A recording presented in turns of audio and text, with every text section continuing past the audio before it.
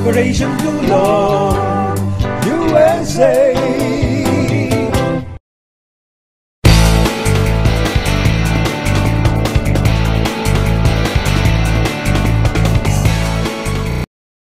And you're on.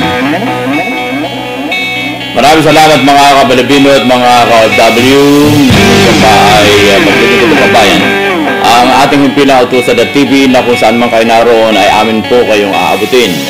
At sa pagkakataong ito, nais kong ibalitang muli sa inyo na kanina lamang ay chinek up ko ang ating monitoring software. At alam nyo kung ano ang balita. Ang Cyprus ay umakyat. Ibig ko sabihin yung mga viewers natin from Cyprus ay umakyat sa from number 14. Ngayon ay hinalinhan niya ang Hong Kong. So, ganito ang setup ng nangungunang 10 na mga bansa na nanonood sa atin ngayon. United States of America, pangalawa Philippines, Saudi Arabia, tapos nag-number 4 ang Australia, bumaba ang Canada, United Arab Emirates, United Kingdom, Japan, Kuwait, bumaba ang Hong Kong, pinalitan ng Cyprus. At very interesting dahil marami pala tayong mga viewers from Cyprus, kaya parami na parami sila roon. Natalo nila ang viewers natin sa Hong Kong.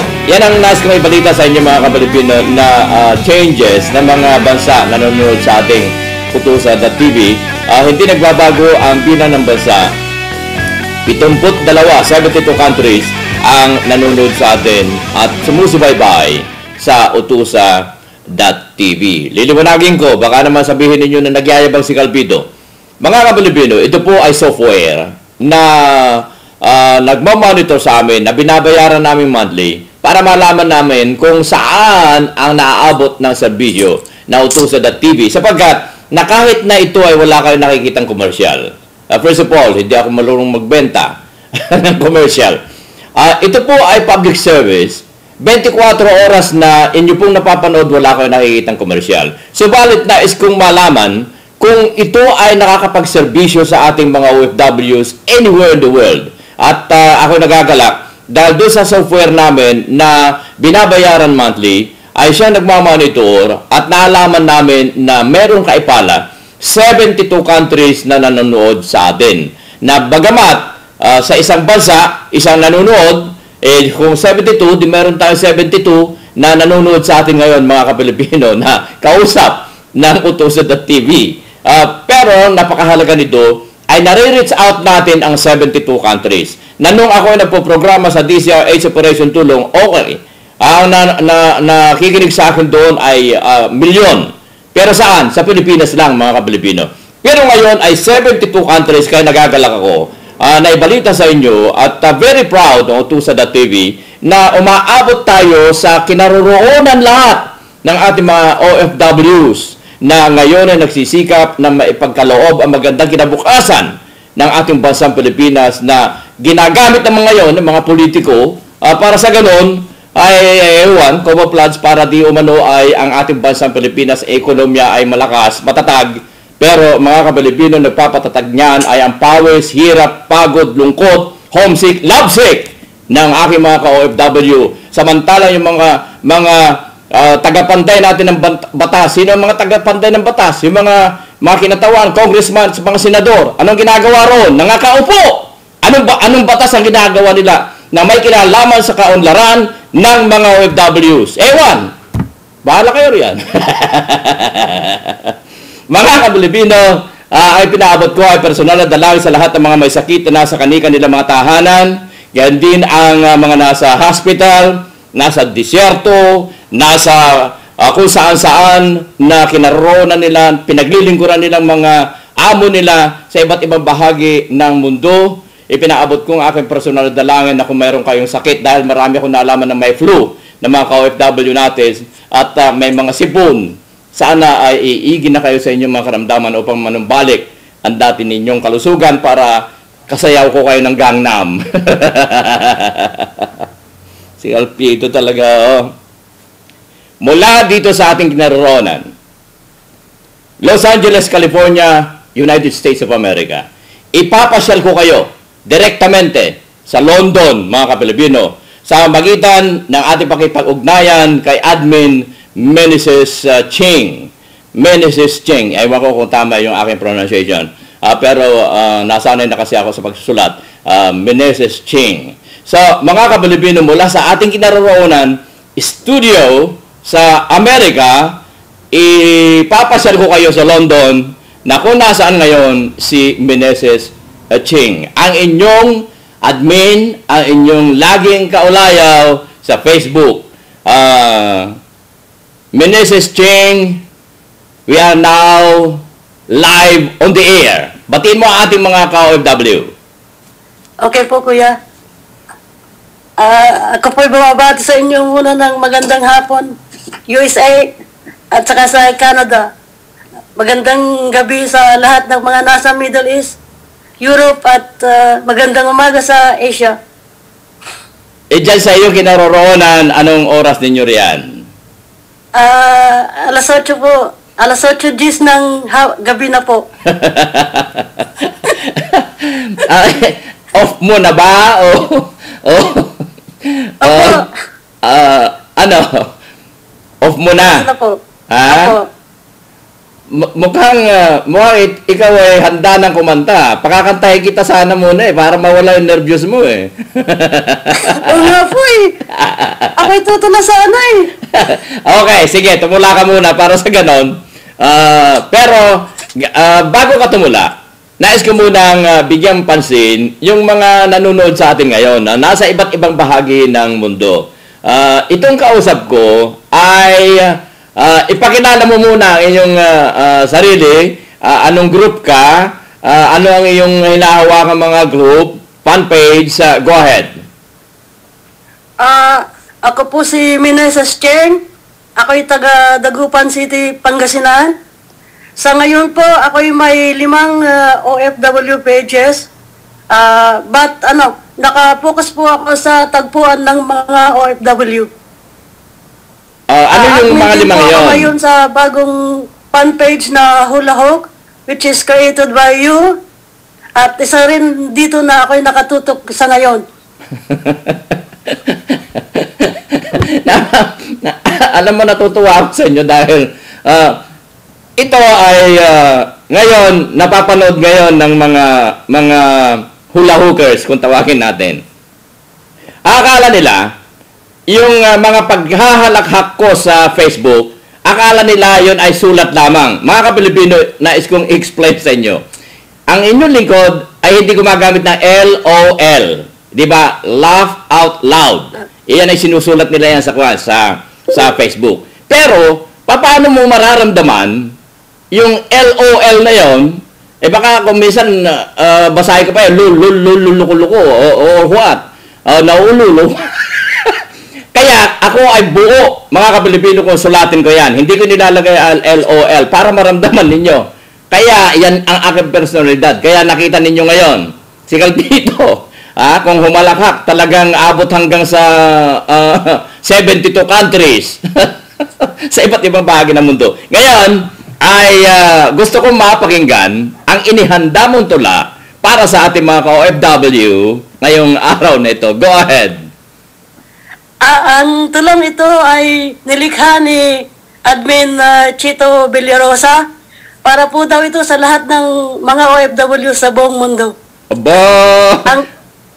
Ang pamagat po ay OFW, magandang pakinggan. Maging isang OFW, magandang pakinggan. Madami sa iyo ang tingin, pero pera dagsaan. Kesyum magama at ang buhay maaluan, ang di nila alam, kalooban nagsasakitan. Mahirap mawalay sa pamilyang iniwanan dahil sa kahirapan pikit matang lalaban. Kulturang dadatnan, medyo may kaibahan, diskriminasyon at pangapi mararanasan. Di lang pera tunay nating pakinabang, maging patas sa karapatan pantao ilaan. Kapag kainapi ang dignidad ay paglaban, tao din tayo na may pusong nasusugatan. Kaya dito sa internet, nakukuha kalayaan, sigaw kong damdamin, kapwa ko pakinggan. Milyon kong kababayan, dito ang daingan. Maging aral ito sa magandang kinabukasan.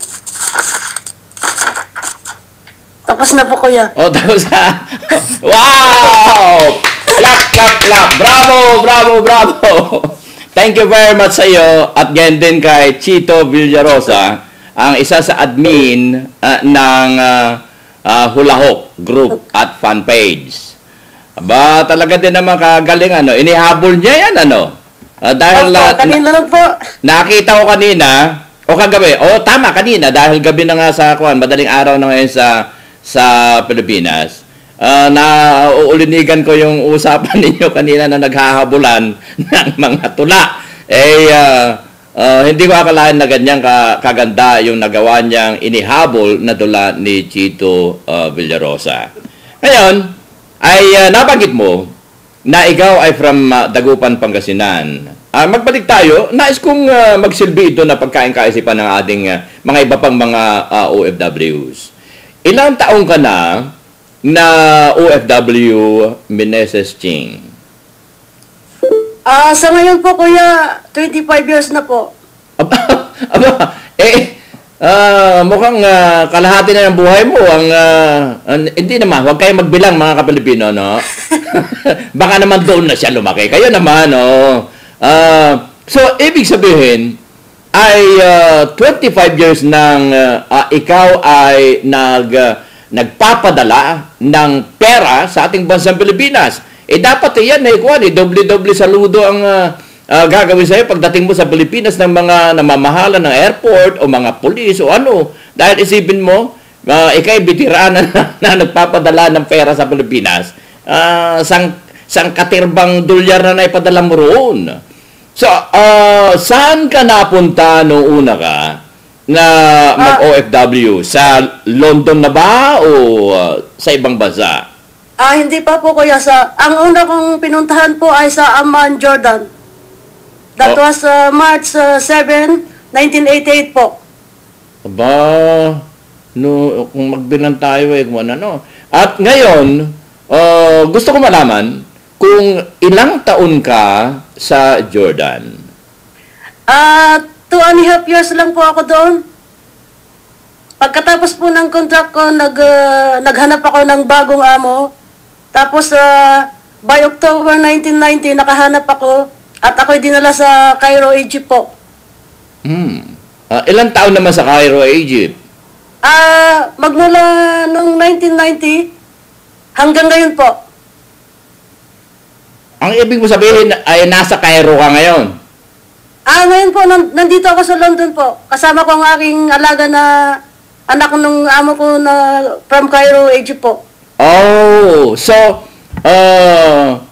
from Jordan, after 2 years, lumipat ka sa Cairo. Lumipat ka sa Cairo. At yung pinaglilingkuran mo ay noong 1990 hanggang ngayon.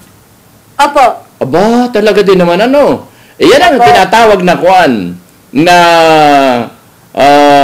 mapapatunayan ang iyong loyalty, sipag, at tiyaga dyan sa iyong pinaglilingkuran dahil hindi ka tatagal ng ganyan ng 23 years sa kanila kung hindi napaganda ang iyong serbisyo.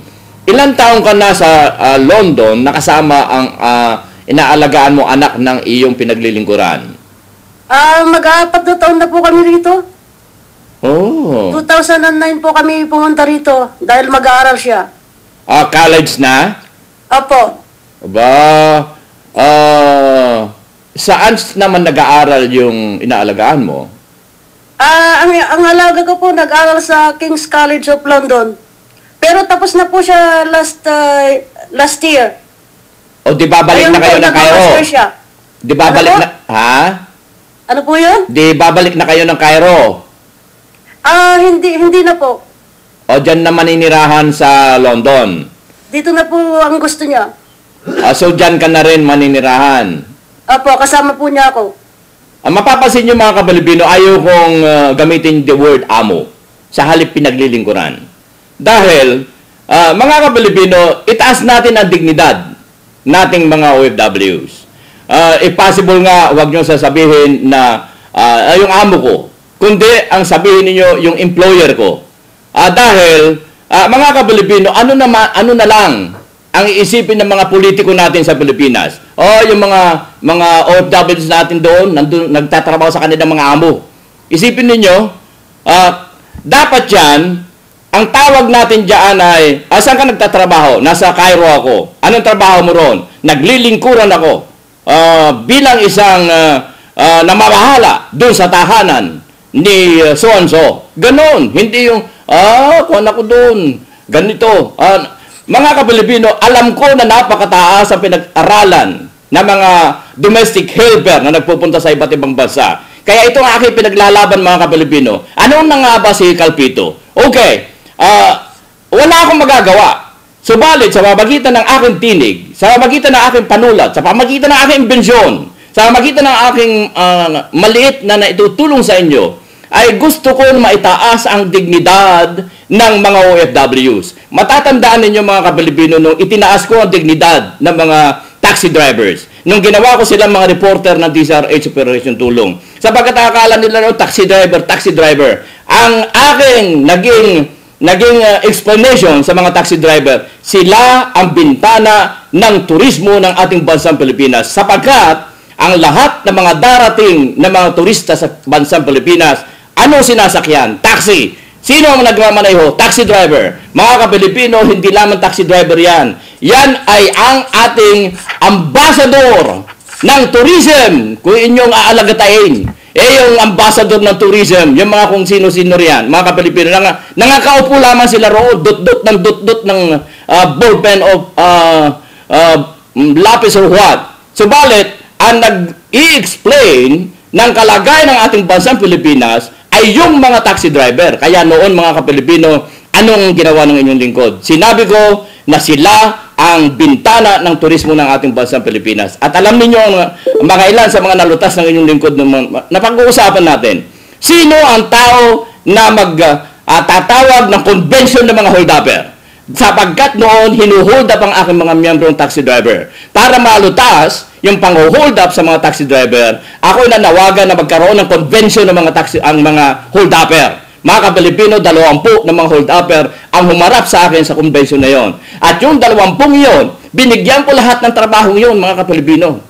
Sino ang makagawa niyan? Mga Kapilipino, ngayon ay itaas natin ang dignidad ng mga OFWs.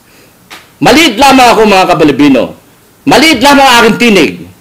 Hindi ko kaya na iabot sa inyong lahat kung ano ang gusto kong mangyari. Sabagat hindi ako politiko, hindi ako mayaman.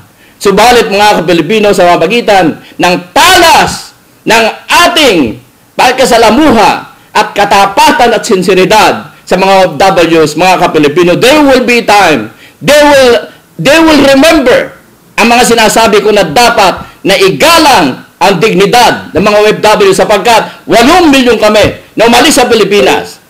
Nagpapadala ng dolyar para sa ekonomiya ng ating bansang Pilipinas. Pagkatapos, ganyan lang inyong sasabihin sa amin, mga Kapilipino, huwag naman. Sapagkat napakataas ang dignidad namin ng mga OFWs. Hindi kami katulong. Sa halip kami ay naglilingkuran. Empleyado kami na employer, mga Kapilipino. Hindi kami nangangamuhan. Sa halip na kami ay empleyado, tandaan nyo yan, tayo ay empleyado ng employer ng nasa Cairo, nasa Egypt, nasa Saudi Arabia. Mga Kapilipino, huwag nyo sasabihin na kayo ay nangangamuhan, na kayo ay may amo. Ang sabihin ninyo ay may employer ako. Dahil may kontrata tayo Hindi naman tayo basta na lamang na dinukot para maging katulong. Mga Kapilipino, we are employed. Meron tayong pinirmahang kontrata. Okay, magbalik tayo. Magbalik tayo kay Meneses Cheng.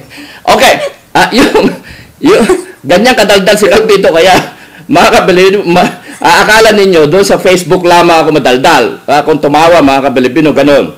Bungis-ngis ako mga Kapilipino. Ako ay madali ninyong pakiharapan. Madali ninyong pakisamahan. Subalit, number 1 ako, mga ka-Pilipino, na kung kayo ay inapi, ipaglalaban ko kayo, mga ka-Pilipino. Yan ang tandaan ninyo kay Calpito. At yung 5 grupo, nabanggit mo yung tagpuan. Bigyan mo nga ako ng background ng iyong mga, kung paano ka napunta sa Facebook at kung kailan ka naging aktibo sa Facebook. 2011 po ako ng aking 2010 po ako gawa ng aking account. Nakita ko lang po ang tagpuan ng mga OFW first page na aking natunghayan sa Facebook. Tapos it was created September 25 po yan, 2010. Medyo naging aktibo po ako doon kaya nung nangangailangan sila ng mga admins, ako'y pumasok po. Wala pa pong isang buwan ang tagpuan, ako'y nakuha ng admin, na isang admin doon. Bali, October po, naging admin ako doon.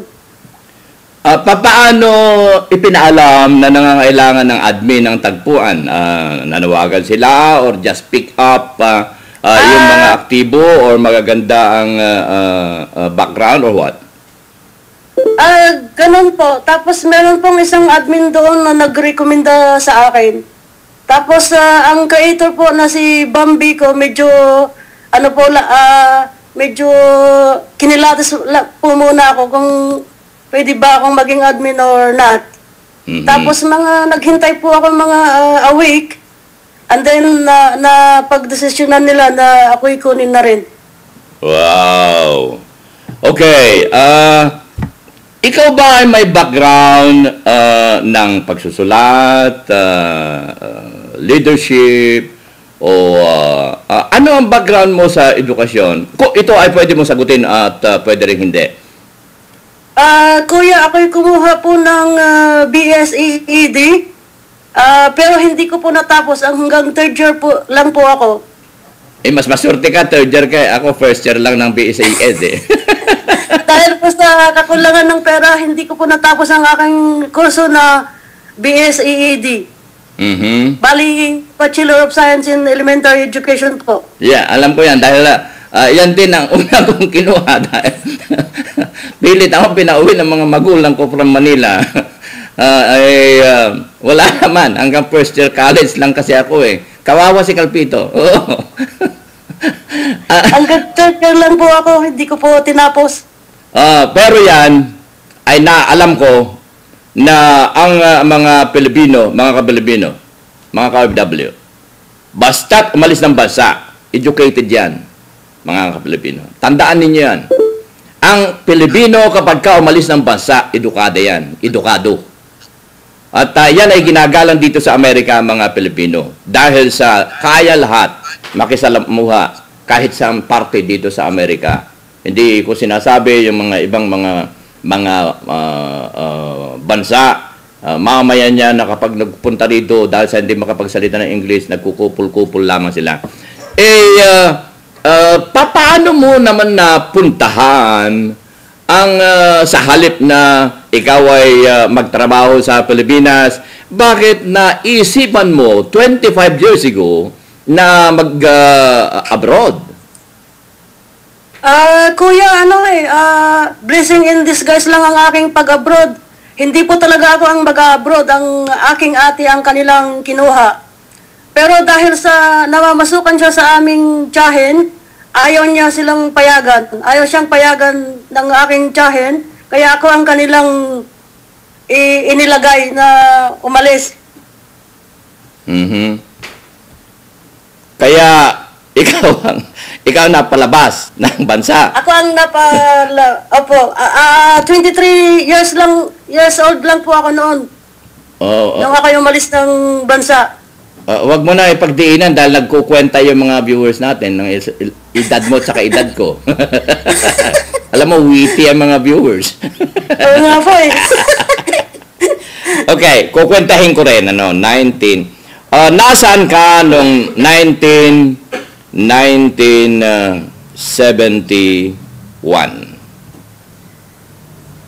1971 po. Aha. Sa Bunuan po, Dagupan City po. Bata pa po ako noon. Bata ka pa. May itatanong ako sa iyo. Mayroong radio station sa Nangkayasan, Urdaneta, Pangasinan. Ito ay DZBV ang calling. Naririnig mo ba yon? Hindi po kuya. DCRD lang po ang naririnig ko nung sa bata pa ako. Okay. At saka DCMQ, ganun po. Kaya ko Sa Dagupan naitanong City yan. po. Dahil kami ang nagtayo ng istasyon na yan sa Urdaneta, Pangasinan, sa Nangkayasan, during that day. Nasa Malacanang pa ako noon. At any rate, kaya ako naitanong yun, baka ako natatandaan mo. Kasi may programa ko doon, Mr. Ilocano. Pero saglit lang yon, mga 6 months. Then nagbalik na ako sa loob ng Malacanang. Ngayon ay, nung bang ikaw ay nag-aaral, may karanasan ka sa pagsusulat? Dahil nakikita ko, nababasa ko yung mga sinusulat mo. Ang mabilis, ang pag-create mo, at pagkatapos ay may sense. May karanasan ka ba sa pagsusulat nung ikaw ay nag-aaral? Wala po kuya. Mahilig lang po talaga akong magsulat. At Ganun lang po. Mahilig po akong gumawa ng mga kasabihan, mga quotes. Ang lingwahe mo ba ay Tagalog, Ilocano o Pangasinanes? Dalawa po kuya, Ilocano at saka Pangasinanse. Pangasinan po. Hindi ko naman sinasabi na matatalino yata ipinanganak sa Pangasinan eh. Dahil dahil si Calpite pinanganak sa Umingang, Pangasinan eh. Hindi, biro ko lang yun. Marami, lahat kayo matatalino mga Kapilipino. Gusto ko lang kayong patawanin para sa ganun malaman naman ninyo na kung saan isinilang si Calpito. Dahil nababasa ninyo yung aking Wikipedia ay lumaki ako ng Isabela, nagkatrabaho sa Mindanao, at lumipat sa Visaya, at nanatili sa Maynila, kaya ako'y kabuuan ng Pilipinas. Pero ako'y pinanganak sa katotohanan sa Umingan, Pangasinan. Yan, kaya naman. Pero ang aking dialect, hindi pala lingwahe. I correct my dialect. Yan. Dialect is Ilocano, Pangasinan. Ang lingwahe ay ang ating national language. So, nakakaintindi ka ng Pangasinan, nakakaintindi ka ng Tagalog, at nakakapagsalita ka naman ng Arabo. Opo kuya. Dahil 25 years ka na eh. Di siyempre, kausap Marunong mo. po akong mag-Arabo na ngayon. Marunong na. Apo. Aba, talaga din naman ano. Meron ka ba? Okay, dahil 2010, ngayon na 2013, lumilitaw na ilang taon ka lamang sa Facebook. At napakarami na ngayong karanasan hinggil diyan. Ngayon, itatanong ko kung ano ang pinaka na hindi mo makalimutan na nagawa mo sa Facebook. May kaugnayan sa OFW. Nagawa po kuya yung makatulong po sa mga message na sinesend sa amin. Meron pong isang nag-send na nagpadala ng sulat na public service po. Hinahanap ang kanyang kapamilya. Tapos pinost ko po yun. At sa pamamagitan ng pag-post, nahanap po yung hinahanap nilang kapamilya nila. Kailan itong nangyari? Last year po. Pwede natin banggitin kung anong pangalan nung hinahanap? Nakalimutan ko na po kuya sa dami nang nagpapadala ng messages sa akin para i-post. Pero yun po ay from Pangasinan po yung nagpadala ng message. Okay. Tapos minessage na ako na nagpapasalamat sila at natagpuan nila yung, I think kuya nila. Nasaan naman yung kuya nila na hinahanap noon? Sa Pilipinas po kasi yun na message. Pero yung nagpadala ay nasa Kuwait yata, kuya. Oh, okay. Sa dami nga naman na ng mga, sa labat nga naman na yung mga public service na umaabot sa atin, at hindi na natin makakamot ang makati sa ating ulo kapag hinalungkat lahat yung mga problemang yan. At Meron ako na babasa diyan sa inyong mga palitan. Alam niyo, tismoso ko ako diyan. Kaya sinisilip ko yung mga kwento-kwentuhan diyan. Kaya meron ako nasilip diyan na meron kayong natulungan, 3 yata. Nila Joe Ledesma, ni Lee Canete, si Alea Kasem. Marami yung mga grupo ninyong yan na napakabilis sumaksyon. Meron ko nabasa na 3 na yata yung napapauwi ninyo o natutulungan. Pwede bang ibigay mo sa akin ang nature, yung mga nasisilip kong mga kwentong yan? Meron pong isang pangalan ay Beverly. Galing po siya ng Kuwait. Sinend po sa akin ng message na minamaltrato daw po siya ng amo. So, umaksyon po kami agad. Tanggalin natin yung word na amo, ha? Okay po. Tanggalin na natin. At sana dito sa ating Facebook, the entire OFWs, ay huwag nyo nang gamitin ang word amo. Dahil bumababa ang ating kategorya. Ang ilagay ninyo ay employer. Yan. Kasi totoo na may employer eh. Dahil mayroon tayong kontrata eh. Huwag nyo pababain ang ating kategorya ng mga OFWs. Kahit na ikaw ay domestic helper, ikaw ay empleyado ng iyong employer. Hindi ikaw ay alila ng amo mo. Yan ang gusto kong itaas ang dignidad natin mga OFWs. Kaya tanggalin niyo the word amo, sa halip palitan natin ng the word employer, at tanggalin natin yung the word na DH, kundi tayo ang empleyado, mga Kapilipino. At ito nga, sasamantalahin ko ang a little explanation.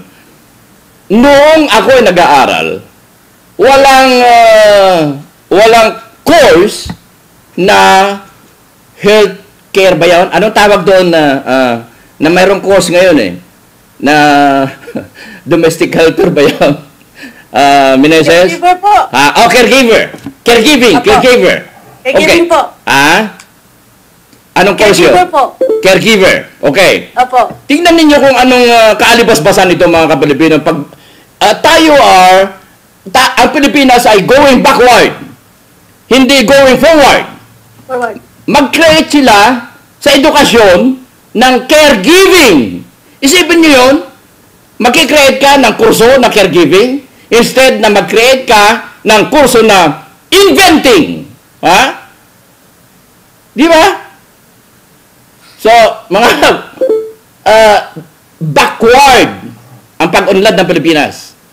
Dahil, at saka isa pa napansin ko, diyan sa ating bansang Pilipinas, puro mga ugat, dahon-dahon na mga gamot. We are now in the advanced world, bagbabalik tayo sa panahon ng unang sibilisasyon na ang mga gamot natin ay mga ugat-ugat, mga dahon-dahon. Mga Kapilipino, yan ang napansin ko sa ating bansang Pilipinas. Kaya, very stagnant ang progress ng ating bansang Pilipinas. Kaya dito sa aking programa, ay lagi ko sinasabi, ang utang na loob ay hindi dapat nabayaran. Sapagkat kung ikaw mga Kapilipino, ka-OFW, ay laging sinasaisip mo na mayroon kang utang na loob, ikaw ay alipin ng iyong pinagkakautangan ng loob. Alam niyo kung bakit? Tignan niyo mga politiko. Hindi makatanggi kapag kayong bumoto sa kanila ay lumapit para bigyan ng trabaho. Yan ang tinatawag na utang na loob. Yung bumoto sa kanya, kapag lumapit, hindi niya mahihindian na bigyan ng trabaho. Yan ang tinatawag na utang na loob. So, ang utang na loob ay hindi mo dapat bayaran. Ipasa mo yan sa iba. Kaya mga Kapilipino, ating bansang Pilipinas, sinasabi na, wala kang utang na loob eh. Mga Kapilipino, tanggalin natin the word that. Wala kang utang na loob. Sapagkat kung ikaw ay nagkaroon ng utang na loob sa isang tao, alipin ka niya. Halimbawa, kung bakit ko sinasabi ito. Halimbawa, nakautang ka na 100 piso doon sa iyong kumpare. Ngayon, kapag the oras na nakautang ka sa kanya na 100 piso, bukas, ikaw ay kanyang yayayain, pare, ako ay magbabakod, pwede ka ba? Ikaw naman, na nakautang ng 100 piso, hindi ka makakatanggi. Sapagkat isipin, baka sabihin niya wala akong utang na loob. So, alipin ka ng utang na loob. Kaya lagi ko sinasabi, ang utang na loob hindi dapat bayaran sa halip ito ay pasa. Balik tayo kay Meneses Cheng. Ngayon, yung binibigyan nyo ng follow-up ngayon na si Beverly, kumusta? Si Beverly po, kuya, nakauwi na siya, confirm na po. Kailan nyo ito sinimulan na tulungan? Ano po mga 3 weeks ago po, kuya. Wow, bago lang pala ito, ano? Bago lang po. Tapos pinoward ko po ito kay Kuya Lee. And then, na-forward din po ito kay Maki Santiago. Which is, she's in Kuwait. And then, 2 days ago, nag-message po sa akin si Payne, yung nagpadala ng sulat, na nakauwi na po si Beverly at confirm na po. Wow. Talaga din naman, ano? Napakalaking bagay yan. Isipin niyo yan, mga Kapilipino, no? Na dapat natin bigyan ng diin dito sa ating pag-uusap. Hindi ito nga sinasabi na programa sapagkat itong ating himpilang utusan at TV, hindi ito programa. Ito ay himpilan ng telebisyon sa internet. Kaya yung mga sinasabi nila, yung programa mo, Kuya Calpito, sikat na. No! Nanggaling na ako sa pagkasikat, mga Kapilipino. Numero 1 ang programa ko sa 5 taon sa Pilipinas. Walang makatalo dyan. Yung DCRH Operation Tulong. Kaya huwag nyo sasabihin na naghahanap ako ng popularidad. Mga Kapilipino, pinanggalingan ko na yan. Kaya nga ba't sinasabi ko sa inyo na itong paglilingkod na pambayan ng Utusan at TV ay para sa inyo. Hindi para sa akin, mga Kapilipino. Hindi ko na kailangan yan. Pinanggalingan ko na yan eh. Yun nga lang, ang sasabihin nila, kung talagang naging popular ka, Calpito, di mayaman ka na. Sapagkat ayaw kong magpayaman ng galing sa mga politiko. Yan ang tandaan ninyo, mga Kapilipino. Mark my word. Pwede kong may pagmalaki sa harapan ng mga nasa media sa Pilipinas na ako lamang siguro ang pinakamahirap sa kanila, mga Kapilipino. Na ako'y nagsisikap para sa ganon ay maipalamon ko sa aking pamilya ang nanggaling sa aking pawis. Pero, tandaan ninyo, meron akong tinutulungan na 2,500 na nabibigyan ng trabaho sa Pilipinas. Saan? Dahil meron kami security agency roon eh. Ilan na security guard namin? 2,500. Pwede kung may pagmalaki, tinutulungan namin yan. Nabibigyan ng trabaho. So, ilan ang empleyado ni Manny Pacquiao na nabibigyan niya. Mga Kapilipino, si Manny Calpito, kahit mahirap, 2,000 security guards ang nasa loob ng aming security agency na binibigyan namin ng trabaho sa Pilipinas. So, kaya mahirap lamang ako, mga Kapilipino, pero pwede kong may pagmalakihan na ako ay tumutulong kahit na ako nasa Amerika. Nasa Amerika sapagkat hinahanap ko kung bakit ang Amerika ay numero 1 na bansa sa buong mundo. Yan ang hinahanap ko, mga Kapilipino, at yan ang pinagpipilitan ko na magawa sa Pilipinas. Sinasabi nila, mapaunlad kang Pilipinas. Mga Kapilipino, anong formula mo para paunladin mo ang Pilipinas? Mga Kapilipino, si Calpito ay merong formula para paunladin ang Pilipinas. Ano yun? $1, 1 factory mula sa mga 8 bilyong OFW. Subalit, hanggang ngayon, walang naniniwala sa akin mga OFW. Sapagkat, sino nga ba naman si Calpito? Pero ako ay mayroong 11 imbensyon. Mga Kapilipino, pwede kong may pagmalaki sa inyo. Mahirap nga lamang ako. Balik tayo. Balik tayo kay Meneses. Ngayon, nakauwi na si Beverly. Tapos, mayroon pa ako na ulinigan na mga pina-follow up ninyo ngayon. Pwede bang malaman ko? Dahil alam mo, natutuwa ako sa inyo. Dahil isipin niyo, walang mga sweldo mga taong yan, mga Kapilipino. Wala sila. Si Lee Canete, si Jules Ragas, si Silence si Sniper, Meneses Cheng, Rax Kelly, yung kaibigan nating marami mga Kapilipino, sapagkat kung aking isa-isahin lahat yan, kung pwede nga lang, bigyan ko lahat ng bantayog yan, monumento eh. Pero hindi kakayanin dahil mahirap lang si Calpito. Ito nga kuryente ng aking istasyon ay naghihirap na nga kami ng aking partner para sa ganun ay mapausbong lang namin ang Utusan.tv. Ngayon, gagawin pa nating telebisyon ng Hulahok.tv. dadami na ang boses, mga ka-Pilipino, ng mga OFWs. Ano itong sinusundan ninyong dalawa pang kaso na parang naulinigan ko? Kuya, meron po kaming sinusundan na galing sa Cyprus po. Sila ay couple.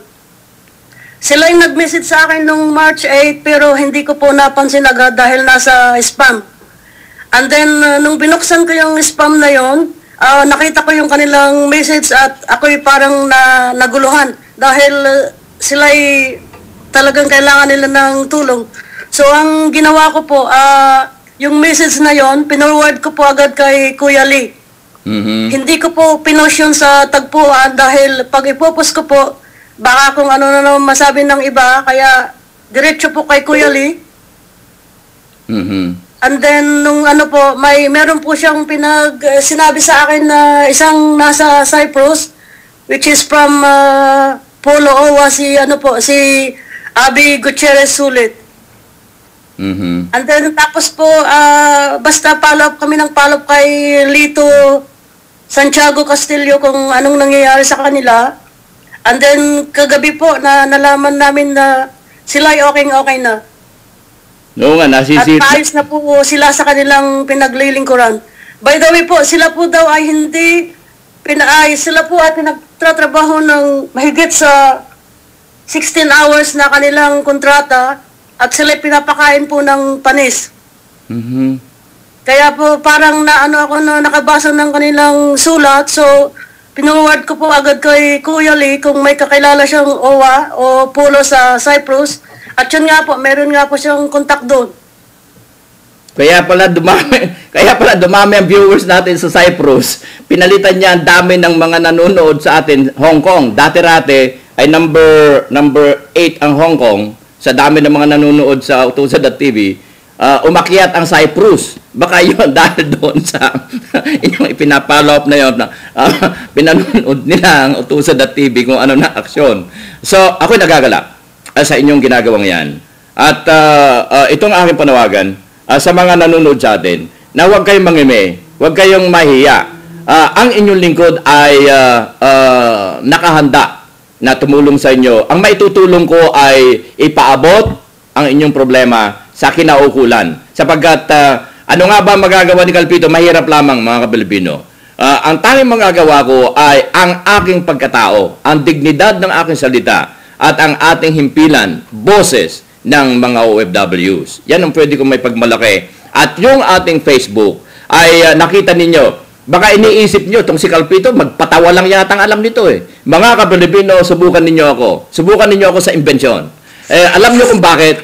Nagpo-post ako ng kung paano kayo mag-imbento. Tinuturuan ko kayo para mag-imbento. Ilan ang nakikita ko na nagbabasa doon, nag-like. 3, 4. So, ibig sabihin, kapag ka malalim ang topic, mga Kapilipino, yan ay hindi dinudumog. Sapagkat alam ko na napakahirap man naman mag-imbento. So, inalalayan ko yung aking super hagikik, ginawa kong hulahok. Yan ngayon, mga Kapilipino, ay mas madali na ay may pagkaloob ko ang kaligayahan sa mga direktamente na nagpupunta ron kaysa sa turuan ko na mag-imbento.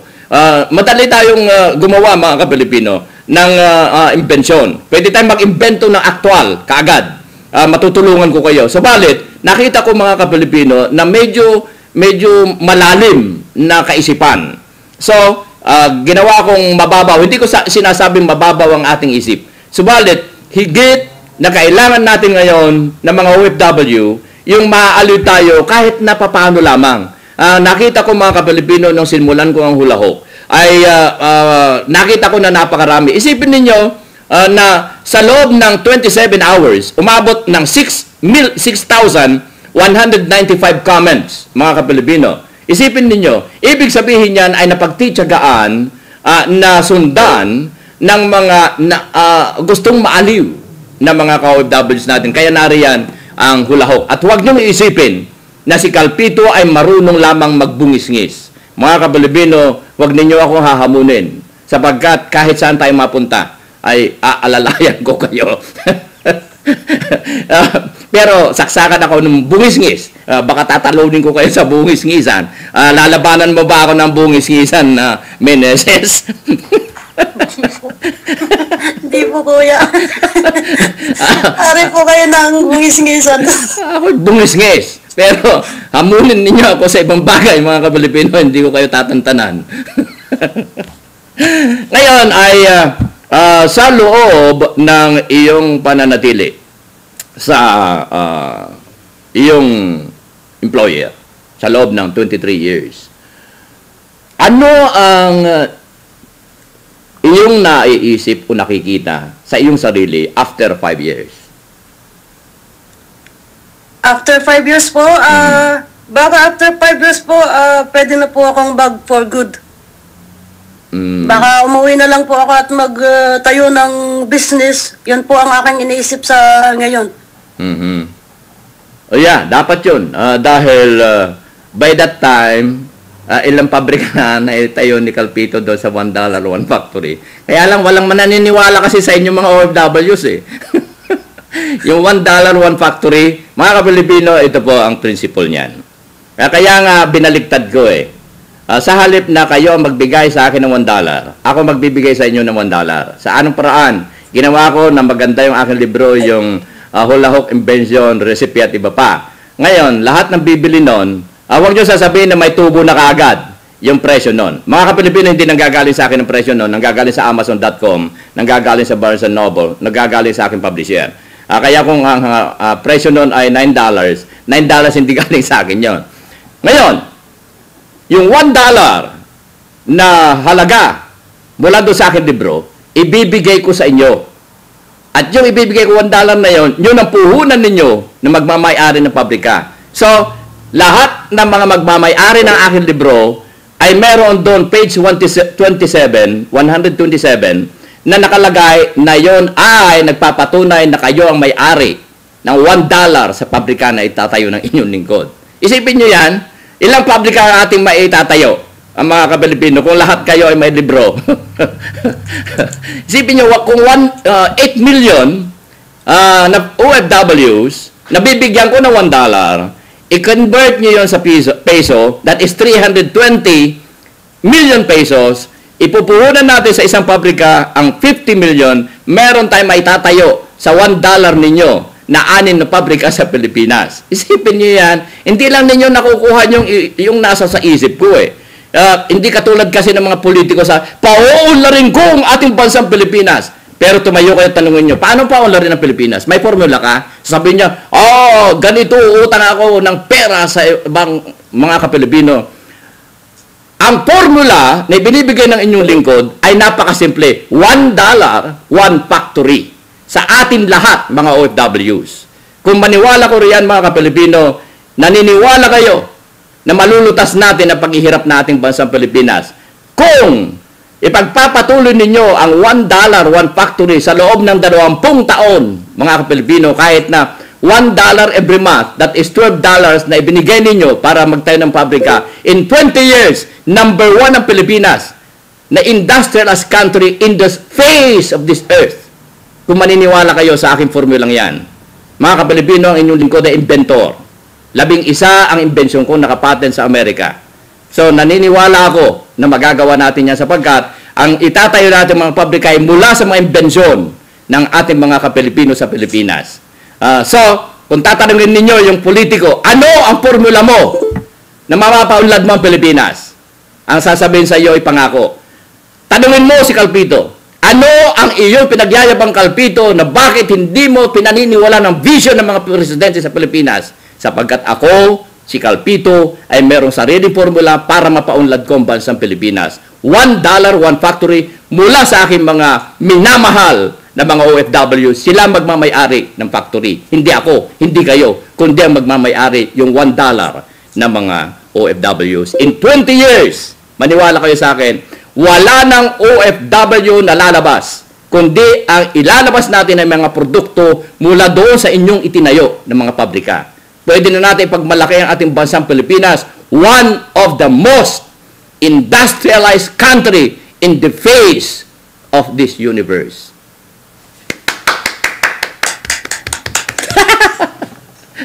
Balik tayo. So, maganda yan kung pag ang iyong vision by 5 years ay magtatayo ng negosyo. Sapagkat katulad ka ng mga nakakausap ko rito mga kabataan sa Amerika, yung mga na-interview ko dito mga puti, tinatanong ko, what can you say when you reach up 30 years old? Alam mo, ang sagot nila sa akin, Meneses? Ang sagot nila sa akin na I want to become a millionaire. O, isipin mo yan. So, ngayon, may naiisip ka naman na itatayong negosyo or what? Meron na po. Pwede mo ibulong sa akin. Secret lang po muna. Alam mo sa Dagupan, ito nakikita ko. Sa Dagupan ay mga kilala yung rumbob na bangos, di ba? Alam mo, di ba yung rumbob yung sa Ilocano, maiksi ang nguso. Napakasarap noon. Rumbob. Alam mo ba yung Ilocano yon? Malalim malalim yata yung Ilocano ko. Rumbob. Okay. Siguro, there will be time na siguro mag-brainstorming ang mga gusto magtayo ng negosyo riyan sa mga rumbob na bangos na yan. Baka pwede tayong gumawa ng pabrika na ang produkto ay ang rumbob na bangos. Yan. Pabrika ng rumbob na bangos na i-export natin sa America, Canada, or whatever in the universe. Pasisikatin natin yung rumbob na bangos sa Dagupan. Di ba? Ang ganda pangalan ng pabrika natin, Rumbob Factory. Milkfish Factory in the Philippines. Oh, mukhang ganda yata nun, Pwede po. Ikaw ba ay may pamilya pa sa Pilipinas? Opo, mga kapatid ko po. Nasa Pilipinas sila. Ang mga parents mo, mga buhay pa? Patay na po ang mga magulang namin, kuya. Ikaw ang pinakabunso? Ikaw ang panganay? Or? Ako ang pangatlo po sa bunso at ako lang po ang walang pamilya. Magbalik tayo dito sa problema ng mga OFWs. Ikaw ba ay naka-encounter ng problema nila na hindi nasusulduhan, inaabuso ng kanilang employer or sinasaktan? Naka-experience ka ba noon sa loob ng iyong pananatili bilang empleyado ng iyong employer sa loob ng 25 years? Sa Amman, Jordan po, bali 2.5 years ako doon, kuya. Hindi ko po naranasan yan. Pinapakain po kami at pinapasweldo ng maayos. At saka ito pong aking mahabang paninilbihan dito sa sa employer na ito, wala po akong na pagmamaltrato or walang sahod. Okay lang po. Medyo maganda ang sa akin. Alam mo, hanggang sa ngayon po. Very good. Alam mo, ang minsan na ina-analyze ko kung bakit merong mga minamaltrato na mga empleyado, na mga employer nila dyan sa Saudi Arabia, sa Kuwait, sa Jordan o dyan sa Middle East. Naisip ko na baka ito ay bunga ng mga fake na mga pinadadala sa ibang bansa na alam ng kanilang employer na fake yung kanilang daladalang mga kontrata, kaya sinasamantala naman. Baka minsan naiisip ko yan dahil bakit ganun-ganun na lamang pagmamaltrato sa ating mga empleyado na mga nagpupunta riyan sa Middle East. Di ba? Hindi kaya bahagi ito ng pag naiisip ng employer nila, ito naman ay fake. Kayang-kaya ko to dahil sa hindi naman makapagreklamo ito dahil fake lang siya. Baka minsan ay naiisip kung baka iyon ang isa sa dahilan. Siguro po kaya, kasi po magmula po nung nag-agency na ang mga kapwa natin OFWs, naging mas marami ang problema. Pero po, nung mga 15 years ago, hindi pa po uso ang mga agency, which is, mas maganda pa nga po ang treatment ng mga employer, kuya. Walang mga abuso, walang mga... Hindi gagaya ngayon na puro pang-abuso ang nangyayari sa mga kapwa natin OFWs. Kaya, kung minsan, parang yun ang naiisip ko eh. Kaya, Ano kaya kung kurutin na lang natin sa kilikili itong mga agency na ito? Di ba? Kung minsan gusto ko silang kulamin eh. Kaya ang dami naman nila. Paano ko kaya pagkakasyahin doon sa aking manika ng pangkukulam? Kuya, minsan po kasi agency talagang may kasalanan po eh. Alam na nila na ang employer na yun ay nagkaroon na ng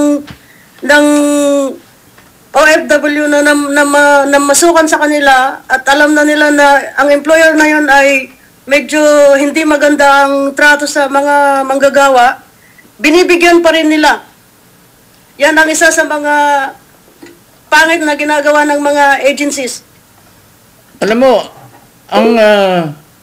ano kaya ang magandang solusyon para itong mga agency na ito ay mabigyan ng karampatan na parusa?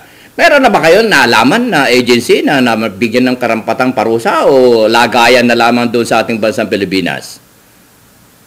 Wala pa po kuya eh, pero yung lately yung mga agencies kanilang blacklist lang po, ganun lang po. Blacklist lang, ha? Opo. Dapat yun inimbestigahan na sa ganun ay malaman kung yan ang isa sa naiisip ko. Kaya ano kaya kung pagkaisahan ninyo natin ng mga OFWs na i-initiate natin yung pagpapa-imbestiga sa mga agency na yan. Dahil isipin mo, ganun ba kalupit naman yung mga Arabs na pag malupitan yung tao? Hindi naman siguro. Maaaring may pinagbabatayan siguro. Iniisip niya na, dito naman siguro, hindi magrereklamo to sa ganito. Hindi sa pinapanigan ko yung mga Arabo, kundi sinusubukan ko lang isipin. At bakit nga nangyayari yung ganyan? O kasalanan naman kaya natin ng mga empleyado or what? Lahat ng yan ay dapat nabigyan pansin. At ito ay mananatili na aalamin natin kung ano aksyon ng ating gobyerno hinggil dito. At sana ito ay panawagan. Magkano ang inyong ibinibigay na bayad sa OWA or gobyerno pag lumabas kayo bilang OFW? Magkano? $25 po, kuya. Okay, $25. Okay. Ngayon, ang tanong ko ito. Ang $25 na yan, ilan ang empleyado ng embahada ng Pilipinas dyan sa Middle East, mga ka-Pilipino? Ilang milyon ang lumabas? That is 8 million. Ipagbalagay natin 3 million lamang. Times 25, mga ka-Pilipino. How many millions, hundreds of billions na halaga na hawak ngayon ng gobyerno para sa mga OFWs. Okay? Tingnan ninyo. Kaya ba ng empleyado ng embahada ng Pilipinas ang problema na nahaharap sa Middle East? Ilan lang ang mga empleyado nila riyan, mga ka-Pilipino? Ilan? Mga ka-Pilipino, nabibilang sa daliri natin. Saan napupunta yung $25 na yun, mga ka-Pilipino? So, sinusubukan ko isipin, yung $25 na yon ay para sa kalinga at tulong sa mga OFWs. Pero pumunta kayo sa mga opisina ng OWA, POLO, Embahada sa Pilipinas, hundreds of thousands o 100,000 ang mga empleyado. Doon na pupunta yung $25 natin. Iyan ang bunga ng utang na loob. Sapagkat yung politiko na ibinoto ni Terpulano na lumapit sa kanya bigyan ng trabaho dahil sa hindi niya matanggihan, dahil sa may utang na loob siya, isusuksok ngayon bilang empleyado. Diyan, mga ka-Pilipino. Kaya dumami. At saan napupunta yung pera natin? Yung $25. Doon sa utang na loob. Kaya yan, mga ka-Pilipino, ang nais ko na tanggalin natin sa Pilipinas. Huwag niyong sabihin na wala kang utang na loob, Kalpito. Hindi iyon. Huwag kang paalipin sa salitang utang na loob. Ipasa mo yan. Yan ang isa sa pagkaing kaisipan na nais kong itanim sa ating isipan, sa ating pag-uusap ngayon dito sa ating himpilan. Ngayon ay may mga na-encounter ka ba na siraan, awayan sa mga grupo ng mga OFWs sa Facebook? Minsan po. Pero pag siraan at awayan, kami po'y umiiwas, kuya. Kasi po, masisira po ang pagiging admin namin kung kami makikisabay.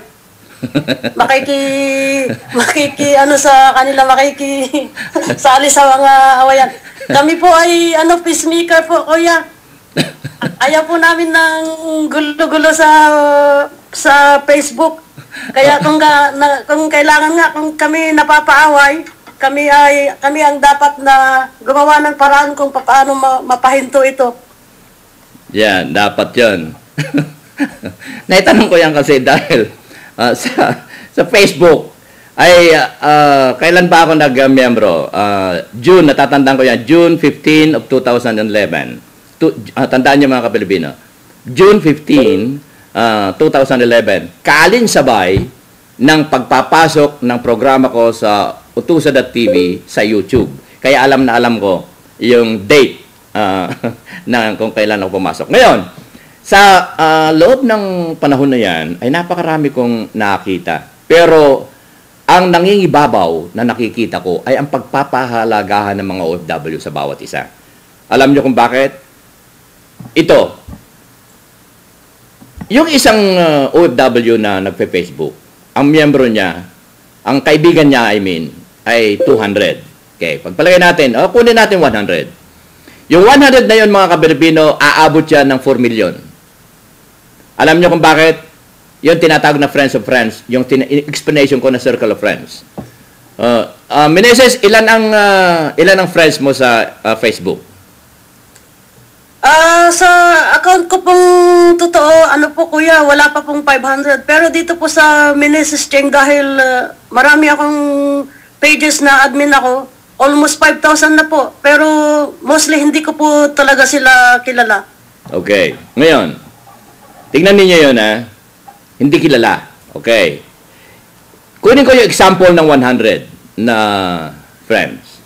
Kapag nag-post yung may-ari ng wall ng 100, mga Kapilipino, pupunta yon sa friends niya na 100. At yung friends niya na 100, mapupunta naman, mababasa nung friends na 100. At yun namang friends ng mga 100 na yon, masisilip din niya yung friends na yon, yung ipinost na yon. So, yan ay walang katapusan, mga Kapilipino. Yung isang post na yan, baka iniisip ng Facebook user na yun lang friend niya ang nakabasa noon. Mababasa yan. Paikot-ikot yan. Kaya ang tawag ko nga, it is a circle of friends, ang Facebook. Walang katapusan yan. It is a circle. Yung friends of friends, friends of friends, friends of friends, walang katapusan niya hanggang sa abot na yung 100 na yon, sa loob ng isang taon, umabot na sa 4 million ang nakabasa doon sa pangalan mo. Umiikot yan. So, huwag niyong iisipin na, friend ko ay 5 lang, 10 lang. Huwag kayong maniwala sa inyong kasabihan na yan. Yan ay inaabot ang inyong mensahe ng hanggang milyon. Yung 100 friends nyo na yan. Kaya matakot kayo na maglagay ng kung ano-anong kaalibasbasan sa Facebook. At lagi nyong tandaan, ang Facebook is a document, public document. Hindi nyo pwedeng itago yan. Nasa publiko yan. Buhay sa publiko yan.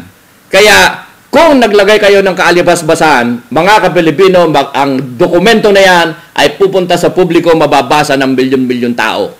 Kaya, sino nasira? Ikaw. Kaya alagaan ninyo ang dignidad ng inyong pagkatao. So, yan ang nais kong isang bigyan ng pansin dito sa mga gumagamit ng Facebook. Dahil natutuwa ako dahil sa dami ng mga grupo, ako'y sumasaludo. Unang-una, okay. Ako'y sumasaludo sa mga creator. Ang mga creator na yan, baka akala ninyo hindi gumagastos. Ang laki na ng gastos ng mga yan, mga Kapilipino. Kaya, mahalin natin ang ating creator. Mahalin natin sila sapagkat nagsisikap ang mga yan para sa ganon ay makatulong lamang. Pero, ang katumbas niyan, salapi. Marami na ang investment nila yan. marami ng hirap, marami ng pagod. At sana ay lagi niyong isaisip na inyong igalang, inyong mahalin ang inyong mga creator ng inyong grupo. Hindi sa sinasabi ko na mahalin niyo ako, hindi. Sa halip, ako ay sumasaludo sa lahat ng mga creators ng mga grupo, fan page sa Facebook. Dahil sila ang nag-iipon-ipon lahat para sa atin nang sa ganun ay magkaroon tayo ng ugnayan bawat isa. Kaya ako'y nagagalak sa iyo, Meneses Cheng, sa iyong pagiging isa sa pagkain kaisipang binibigay dito sa ating himpilan. Kaya nasa sa iyo ang mga hindi natin touch na topic. Banggitin mo kung anong gusto mong banggitin. Isalaysay mo ang gusto mong isalaysay at nasa sa iyo ang pagkakataon. Go ahead. Tungkol po saan yung kuya? Kung ano ang inyong gustong ipaabot sa ating mga ka-OFWs na mensahe, kung anong gagawin nila para sila ay mapanatilit matatag na OFW, ano ang inyong maipapayo sa kanila? Go ahead.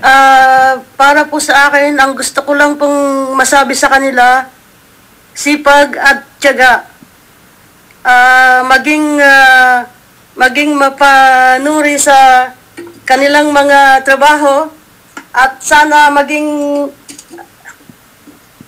loyal din sila sa kanilang employer kung ang employer ay mabait sa kanila. Huwag pong abusuhin ang mga employer kung nararapat. Okay. So, mga Kapilipino, atin pong nakaugnay si Meneses Cheng direktamente mula sa Los Angeles patungo ng London, na kung nasaan siya sa London. Saan ka nga pala dyan sa London? Sa ano po kami kuya, Kensington High Street po. Kensington. Malapit dyan High sa Street. malapit dyan sa Kwan. Malapit dyan sa Birmingham ba yan? Ano ba yan? Malayo po kuya ang Birmingham. Malayo. Oh. Apo. Okay. Yung sa palasyo ng Malapit po kami sa Palasyo kuya. malapit kayo sa palasyo na. Kensington Palace at saka Buckingham Palace. Oh, walking distance. Opo, yung Kensington Palace po, which is Princess Diana lived before, walking distance lang po sa amin. Para na rin tayong nakakarating doon dahil sa description ni Meneses Cheng. At kumusta ang weather ngayon dyan? Sa ngayon po kuya, napakalamig po. 2 araw na po na umuulan at nag-snow. At freezing temperature po. Yan ang hirap dyan sa Kwan. Sa mga magiginam na lugar, kinakailangan meron kang 4 na set ng damit. Isa pang summer, isa pang fall, isang pang winter, at Pang autumn po. isang pang fall. Talagang 4 sets. Kaya hindi ako pwede riyan dahil ang damit ko 1 set lang eh. Okay, nasa sa iyo pagkakataon para ipabot ang iyong panghuling mga salita para sa ating mga OFWs, ang nais mong pasalamatan, ang nais mong i-greet, kung sino ang nais mo na banggitin ng mga pangalan. Go ahead. May gusto lang po akong sabihin sa lahat ng mga OFW sa buong mundo. Ang panghusga ay dapat iwasan. Lalo na kung alam mo na hindi mo alam ang pagkatao ng iyong hinuhusgahan. Kasi po, sa Facebook po, puro husgahan ang nangyayari at laitan. Magmula po nung ako'y member ng Facebook, yan na po ang aking nakita ang husgahan at laitan sa Facebook. Hanggang ngayon po, yan pa rin po ang number 1 na problema ng bawat OFW na member sa mga fan pages po. Mahilig po silang manghusga at manglait. Pero hindi po nila kilala kung sino ang kanilang nilalait at hinuhusgahan. Dapat po umiwas tayo sa mga ganung mga ugali at mag-focus sa sarili at sa trabaho, hindi po sa ibang tao na hindi natin kilala. Okay. So, mga Kapilipino, Okay, go ahead. Mayroong papakidadagdag? Pwede po bang pasalamatan ang ibang aking mga kaibigan? Yeah. Nasa sa iyo lahat ng pagkakataon. Unang-una, kuya, gusto kitang pasalamatan at sa ngayon na-interview na muna po ako. Okay. Tapos gusto ko pong pasalamatan si Binibining Bambico, ang creator ng tagpuan ng OFW. Kung hindi sa kanya, siguro sa ngayon hindi ako kilala dito sa Facebook sa mundo ng mga OFWs. Gusto ko rin pasalamatan si Kuya Lee Canite, si Rox Cayley, si Jules Ragas, si Jolie Desma, si Princess Alia Kasim, si Ate Ellen Garcia, at ang mga co-admins ko sa tagpuan ng mga OFWs at mga co-admins ko sa Hula Hook. At lalong nasa iyo, kuya. Salamat. At magandang gabi. Banggitin mo yung pangalan ng mga co-admin mo sa Hula Hook. Baka mamaya eh. Siya nga po na si Chito Villarosa, Kulit, Eric David, Irene Burgess, Jen Amante, at si Jolie Desma. At sa lahat ng OFW sa buong mundo, magandang gabi sa inyong lahat. Salamat. Okay. Mga kapilipino, direktamente mula sa London, United Kingdom, ating pong nakaka-ugnay direktamente si Meneses Cheng, ang isa sa aktibong admin ng tagpuan at ng Hula Hook. So mga kapilipino, pansamantala, nagpapaalam ang ating himpilan ang inyong kagapay sa hirap at ginhawa, Kuya Manny Calvito, nag-iiwan ng pagkain kaisipan. Ito po ay palagian ko na sinasabi sa inyo para hindi nyo makalimutan. Ang utang na loob ay hindi dapat nabayaran, sa halip ito ay ipasa. Sa inyo lahat, salamat at mabuhay. Operation Tulong USA.